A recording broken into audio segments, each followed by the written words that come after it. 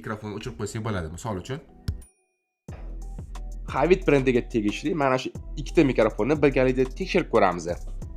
Birinchi modelimiz Havit brendiga tegishli GK65 oq rangli mikrofoni bo'ladi.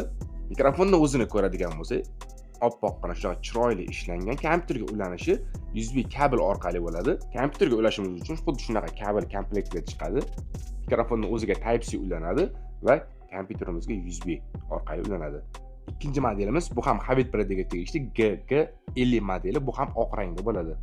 Mikrofonning o'zini ko'radigan bo'lsak, juda ham ixcham va chiroyli ishlangan, yengilgina, ovozi shumlarni yutish uchun alohida o'zida filtrga ham ega. Ovozini baland past qilgan joyi aynan shu joyda. Bu ham kompyuterga через Type-C kabel orqali ulanadi. Ya'ni mikrofonning o'zi Type-C va kompyuterga ulanishi USB bo'ladi. birinchi modelimiz GK65 modeli bo'ladi. Hozir aynan meni ovozim shu mikrofon orqali yozilyapti. Ko'radigan bo'lsak, bunda ovozlarni bemalol shu joydan baland past qilsak bo'ladi va alohida naushnik ulash uchun portga ega. O'zimizni ovozimiz qanaqa eshilayotganini bemalol naushnik ulab turib tekshirishimiz mumkin va ranglarini bemalol aynan shu joydan o'zgartirishimiz mumkin ko'radigan bo'lsak.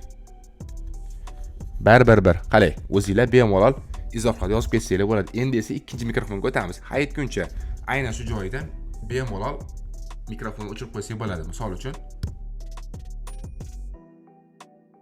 va yoqadigan bo'lsa, endi ovoz ketyapti. Endigi ovozim ikkinchi mikrofonda yozilmoqda, ya'ni Havit brendiga tegishli GK50 modelida. Eshitadigan bo'lsanglar, ovozim qanaqa eshilayotganini o'zingizlar izohlarda yozib ketsanglar bo'ladi. Bunda ham bemalol ovozni o'chirib qo'yish imkoniyatiga ega, ya'ni bu tarafda knopkasi bor, sensorli bo'ladi. Ko'radigan bo'lsak,